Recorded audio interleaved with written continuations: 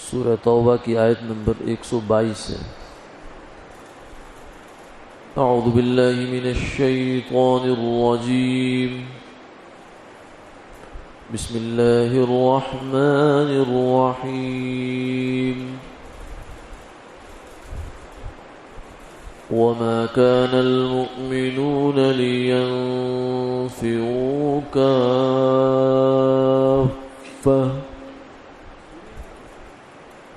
فلولا نفر من كل فرقة منهم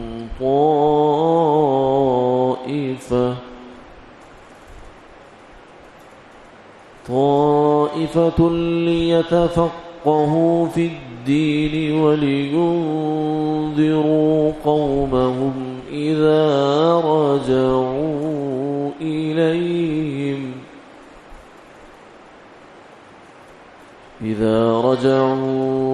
إليهم لعلهم يحذرون۔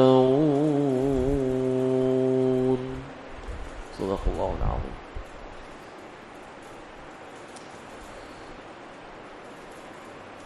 اور ایسے تو نہیں کہ مسلمان کوچ کریں سارے، سو کیوں نہ نکلا ہر فرقہ میں سے ان کا ایک حصہ، تاکہ وہ سمجھ پیدا کریں دین میں، اور تاکہ اپنی قوم کو خبر پہنچائیں جب کہ لوٹ کر آئیں ان کی طرف، تاکہ وہ بچتے رہیں۔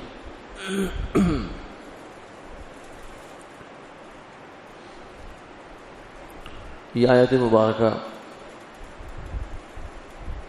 بڑی اہم آیت ہے، اس لحاظ سے کہ اس میں علم دین کے حوالے سے مسلمانوں کی اجتماعی ذمہ داری کا تذکرہ ہے۔ دین انسان کی بنیادی ضرورت ہے، یعنی کھانا پینا، کپڑے، لباس، مکان، یہ بھی ضرورتیں ہیں، لیکن دین ان سب سے مقدم ضرورت ہے۔ وجہ کیا ہے؟ وجہ یہ ہے کہ اگر ایک انسان کو دنیا میں کھانا نہیں ملا، فرض کیا، اور وہ مر گیا، یا اس کو مکان نہیں ملا اور اس دنیا سے چلا گیا، تو زیادہ سے زیادہ اس کی جو خراب ہوا وہ یہ دنیا کی زندگی خراب ہوگی بس، اور یہ دنیا کی زندگی اصل زندگی کے مقابلے میں کچھ بھی نہیں ہے، کیونکہ اصل زندگی شروع ہونی ہے قبر، پھر قبر سے بعد حشر، حشر کے بعد جنت یا جہنم۔ تو اگر ایک آدمی ساری زندگی بھی حالات کے اندر گزار کے چلا جائے، پریشانیوں میں، مصیبتوں میں، دکھوں میں، تکلیفوں میں، اللہ نہ کرے، لیکن اگر ایسا ہو اور آگے آخرت کا ایک جھونکا آئے گا، جنت کا ایک جھونکا آئے گا، ہر غم کو بھلا کر رکھ دے گا۔ تو اس لیے جو لوگ یہ کہتے ہیں کہ انسان کا سب سے بڑا مسئلہ معاش کا مسئلہ ہے، پیٹ کا مسئلہ ہے، وہ بیچارے غافل ہیں اس بات سے کہ مسئلے بہت بڑے آگے آنے والے ہیں۔ پیٹ تو یہاں اس دنیا کی ضرورت ہے، معاش تو یہاں اس دنیا کی ضرورت ہے، قبر میں تو جا کے پیسہ کام نہیں آئے گا، ساتھ بھی نہیں جائے گا تو کام کہاں سے آئے گا؟ یوم لا ينفع مال ولا بنون الا من اتى اللہ بقلب سلیم۔ وہ دن ایسا آنے والا ہے مسلمانوں، اے انسانوں تمہارے اوپر کہ نہ مال کام آئے گا نہ اولاد کام آئے گی۔ یہ دو بڑے بڑے سہارے ہوتے ہیں انسان کے پاس، اولاد اور مال۔ الا من اتى اللہ بقلب سلیم، وہاں تو کام آئے گا صرف وہ دل جو تم بنا کر لے گئے اس دنیا سے، یعنی وہ اعمال۔ تو اس لیے، اور وہ اعمال کہاں سے بنیں گے؟ وہ بنیں گے دین سے۔ تو دین کیا ہے؟ دین وہ احکامات کا مجموعہ ہے جو ہمیں یہ بتاتا ہے کہ تمہاری آخرت کی زندگی میں تم نے کامیاب کیسے ہونا ہے۔ دین کا بنیادی موضوع یہ ہے، دین کا بنیادی موضوع انسان کی اس دنیا میں ترقی، ڈیولپمنٹ، یہ وہ فلاں فلاں، یہ دین کا موضوع نہیں ہے، یہ انسان کا اپنا مسئلہ ہے، اس کی ضرورت ہے وہ کرے گا۔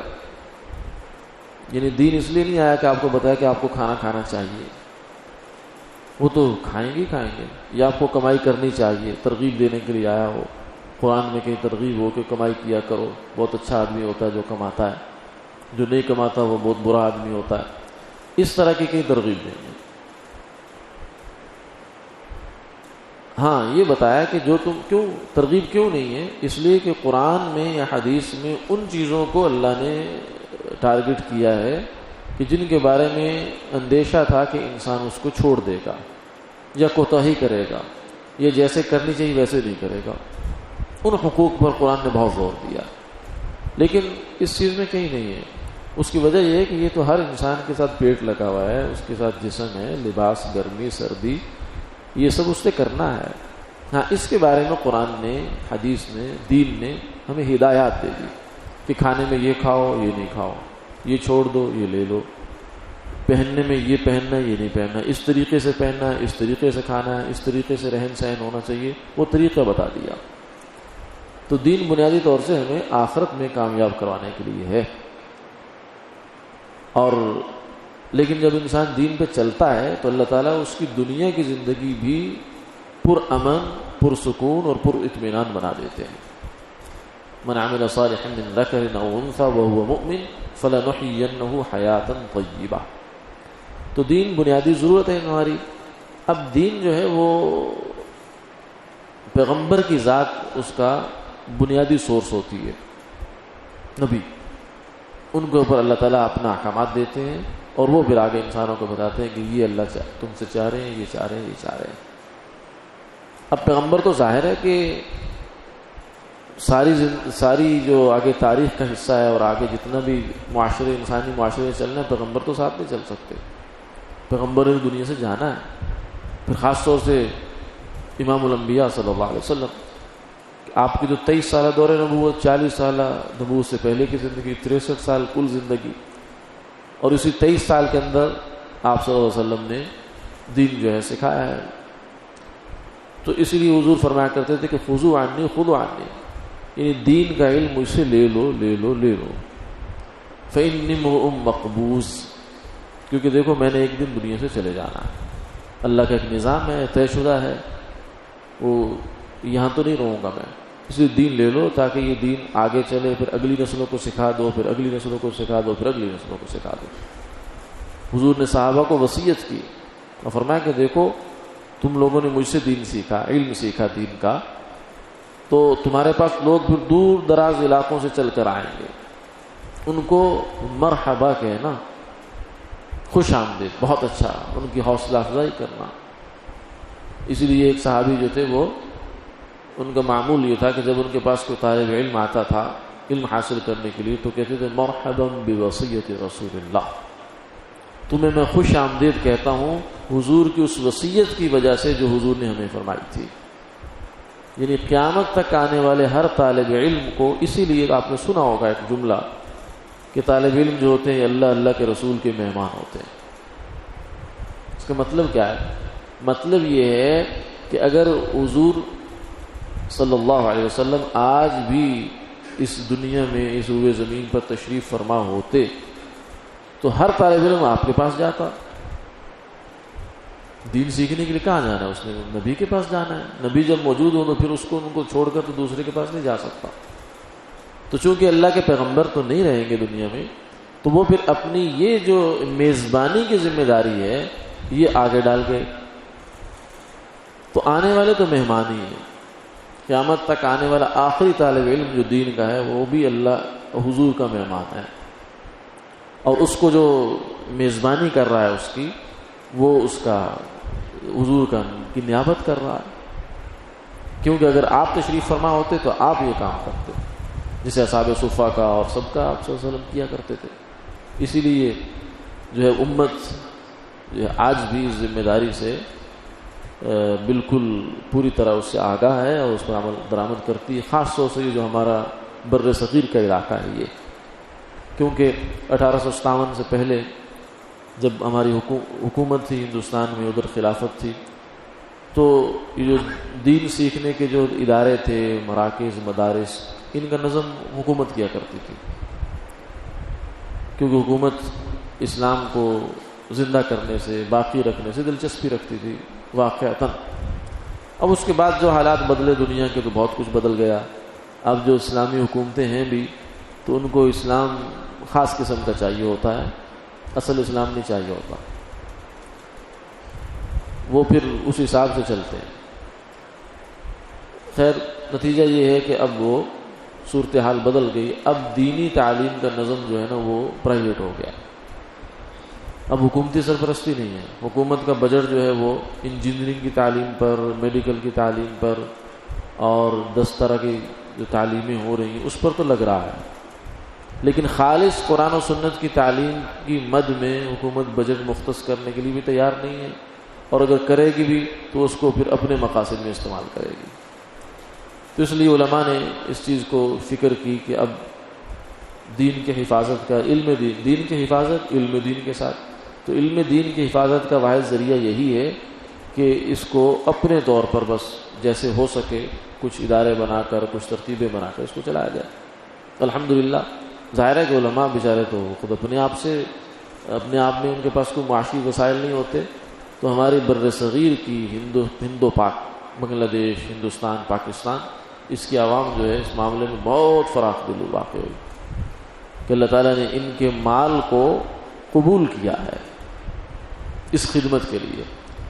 یعنی گویا کہ وہ جو میزبانی تھی حضور صلی اللہ علیہ وسلم کی، ان کی نیابت میں ہمارے یہاں کا مسلمان بڑھ چڑھ کر حصہ لیتا ہے، اور وہ اس بات کو سمجھتا ہے کہ دین کا کوئی بھی طالب علم ہے یہ اللہ کے رسول کا مہمان ہے. تو جیسے ہمارے والد کا کوئی مہمان یا پرانا دوست آ جائے تو ہم اس کا اکرام فرض سمجھتے ہیں، تو ایسے اللہ کے حبیب کے مہمان کا اکرام کیوں نہیں ہوگا. تو یہ جو کچھ بھی تعاون کیا کرتے ہیں اداروں کے ساتھ، کچھ صدقہ، کوئی زکوٰۃ، کوئی فطرہ، جو بھی کرتے ہیں ہمارے مسلمان بھائی، تو یہ سب اسی میزبانی کا حصہ ہے. یعنی جو حضور نے میزبانی امت کی طرف منتقل کی تھی کہ میں تو جا رہا ہوں لیکن اس کے بعد تمہارے پاس لوگ آئیں گے تو تم نے ان کا اکرام کرنا ہے، ان کی ضروریات کا خیال کرنا ہے. حضور خود کیا کرتے تھے. اصحاب صفہ کے ساتھ لوگ، صفہ ایک چبوترا تھا مسجد نبوی میں، اب بھی اس کی نشاندہی ہے. یہاں مختلف اوقات میں طلبہ آیا کرتے تھے. طلبہ سے مراد اس زمانے کے طلبہ، پھر ظاہر ہے کہ وہ بڑی عمر کے لوگ ہوں گے کیونکہ مسلمان تو وہی اسی وقت ہو رہے تھے، تو دین سیکھنا تھا انہوں نے. تو وہ آ کے کوئی قبیلہ آ رہا ہے، وہ 10 دن ٹھہرا، کوئی 15 دن ٹھہرا، کوئی 20 دن، کوئی مہینہ ٹھہرتا تھا آ کر. اب مدینہ منورہ میں نہ کوئی ہوٹل نہ کوئی نظم، تو وہ وہاں ٹھہرتے تھے. تو پھر حضور ان کے لیے کھانے دانے کا نظم کیا کرتے تھے اور اس کے خیال بھی کیا کرتے تھے. ایک دفعہ ایک صاحب نے اور اہل مدینہ یہ اکرام کیا کرتے تھے. اسی لیے ہمارے ایک بزرگ فرمانے لگے کہ یہ جتنے بھی مدارس ہیں دنیا میں سب اصحاب صفہ اور صفہ کے چبوترے کی شاخیں ہیں. چونکہ وہاں اس وقت مہمان تھوڑے تھے تو صرف ایک چبوترے میں سما جاتے تھے.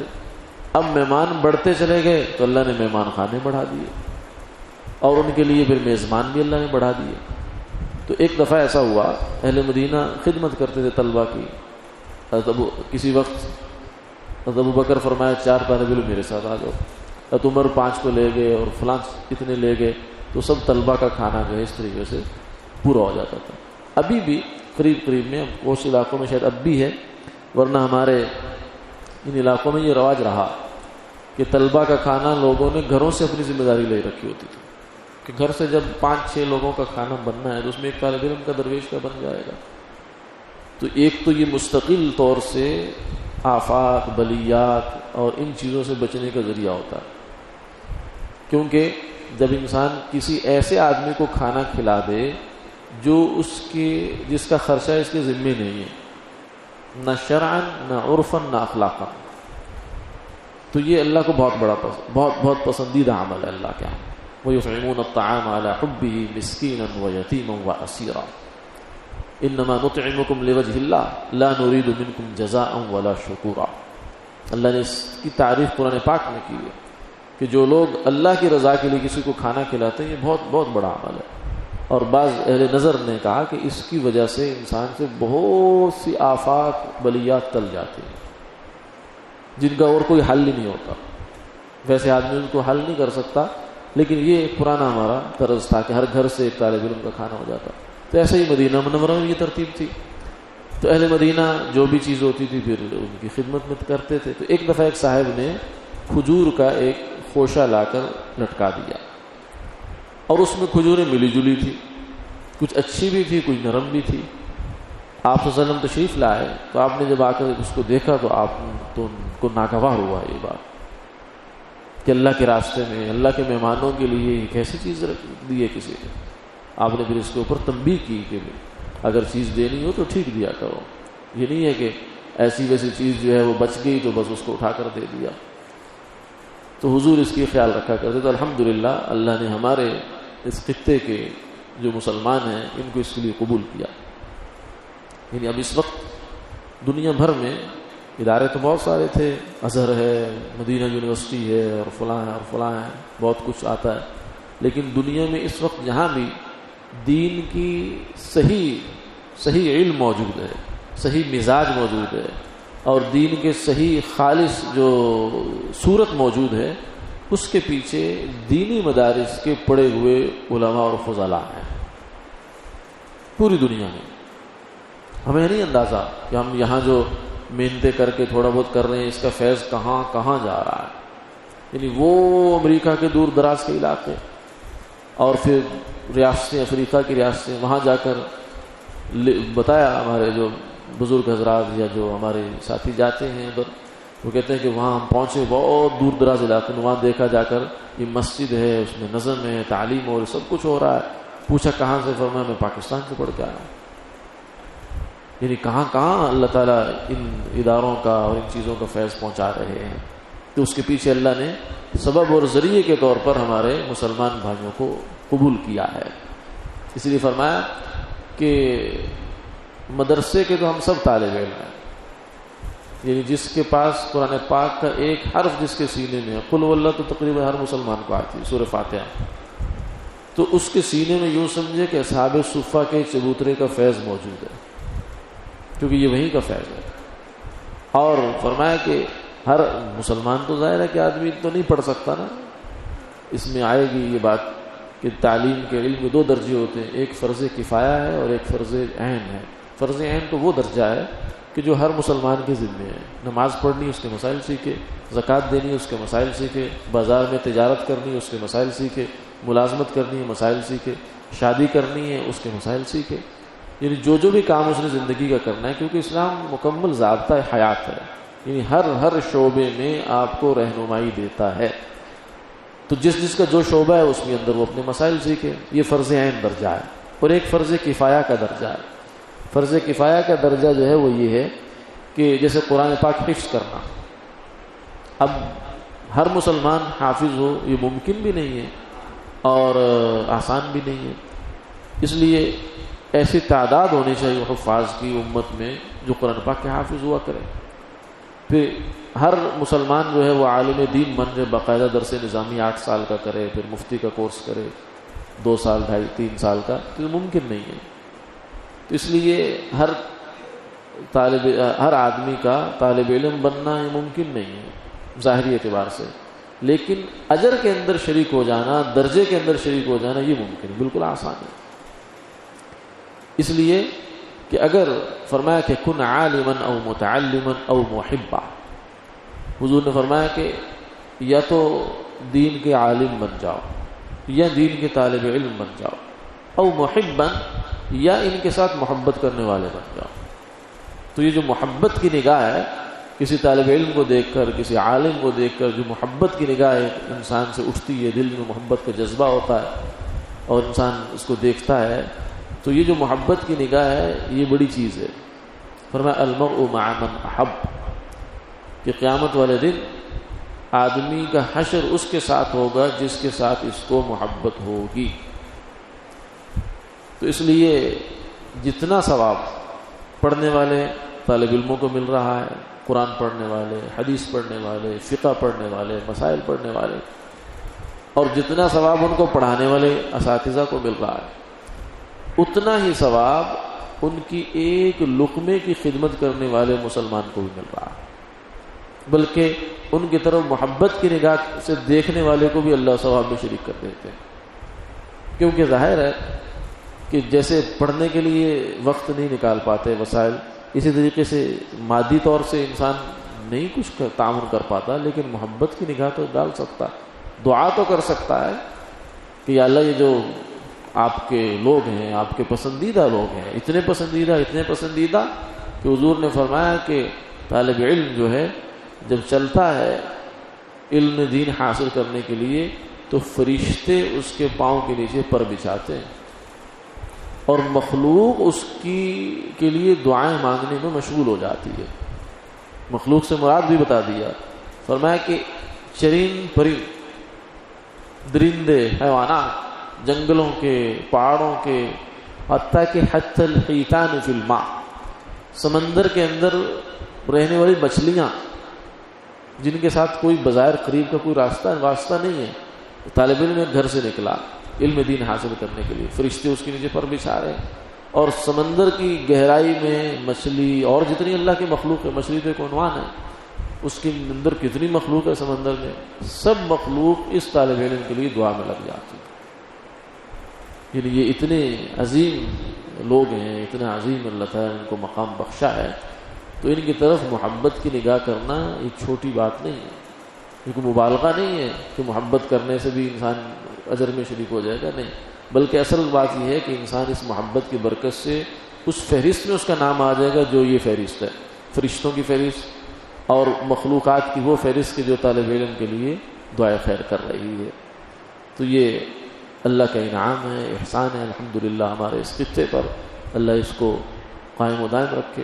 کچھ لوگوں کے ذہنوں میں یہ خیال آتا ہے کہ مدارس جو ہیں وہ سرکاری دھارے میں آ جانے چاہیے، اگر تو سرکار مخلص ہو اسلام کے ساتھ، دین کے ساتھ، اور صلاحیت بھی رکھتی ہو پھر تو بہت اچھی بات ہے، پہلے بھی رہے ہیں، 1000 سال تک ایسے ہی نظم رہا ہے، لیکن اگر یہ سرکار مخلص نہ ہو جیسا کہ اب ہے، عملاً ہو رہا ہے، کیوں؟ اس لیے کہ ہماری عوام کو اسلامی ریاست چاہیے، اور حکومت کو اور جو ادارے ہوتے ہیں ان کو ریاستی اسلام چاہیے ہوتا ہے، یعنی ایسا مذہب کہ جو ان کے مفادات کے لیے کام آ سکتا ہو، تو وہ تو پھر ایسا ہی کچھ کریں گے، جیسے پہلے بہت سے اداروں کو انہوں نے حال کر دیا کہ وہ ادارے بہت اچھے دینی ادارے تھے لیکن سرکاری مداخلت آئی تو سب کچھ ہو گیا۔ ہمارے ایک بزرگ کہنے لگے مجھ سے، ایک صحافی نے، ایک حکومتی اہلکار نے کہا کہ ہم چاہتے ہیں کہ مدارس کو اپنی تحویل ملے، تو میں نے کہا کہ خدا کا خوف کرو، جو سکول سرکاری پہلے تمہاری تحویل میں ہیں ان کا کیا حال ہے، وہاں جو معیار تعلیم ہے اس کا کیا حال ہے، اگر تو وہ تم نے بہت اچھا کر دیا ہے اور سب لوگوں نے اپنے بچے پرائیویٹ اسکولوں سے نکال کر سرکاری اسکولوں کے اندر ڈال دیے ہیں، تو پھر تو یہ بات چلو تمہاری سمجھ میں آتی ہے کہ تم یہ پروجیکٹ تم نے مکمل کر لیا بڑی کامیابی کے ساتھ، اب چلو مدارس کو بھی چلو اچھا کر لیتے ہیں، ان کو ترقی دے دیتے ہیں۔ لیکن اگر تم نے ان کا بھی ستیہ ناش کیا، اسکولوں کے اندر بھینسیں بندھی ہوئی ہیں اور استاد جو ہیں وہ سال کی تنخواہیں مفت میں لیے جا رہے ہیں، اور جو کچھ صورتحال ہے سب کو پتہ ہے کہ کوئی آدمی بھی بڑی مجبوری ہو تو سرکاری اسکول میں داخل کروائے بچہ، ورنہ پرائیویٹ میں لے جاتا ہے، تو اب کیا اس کا بھی ستیہ ناش کرنا چاہتے ہو؟